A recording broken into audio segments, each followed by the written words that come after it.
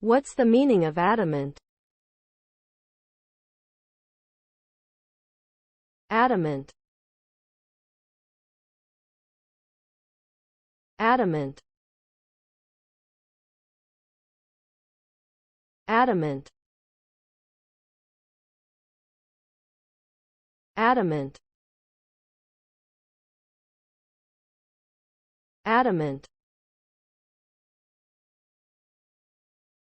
Adamant means refusing to be persuaded or to change one's mind. It refers to a person who is uncompromising and steadfast in their beliefs, principles or opinions. Being adamant often implies a stubborn determination to maintain a particular position, even in the face of opposing arguments or evidence. The term can also connote resilience, strength, and unyielding resolve in pursuit of a goal or objective.